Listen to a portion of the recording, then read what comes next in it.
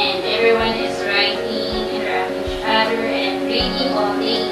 Siguro nga kung tatanungin ako ni Peter Pan kung tingin ko pa happy thoughts, ako definitely think of that. Alam mo yung feeling na sinubukan mo lang kumuha ng isang storya, tapos may biglang magbabasa nito at magpo-comment na hindi mo inaasahan.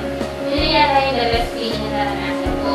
Nagtutulungan din ang bawat member ng bulat kung paano mag-improve ang bawat isa sa larangan ng pagsusulat.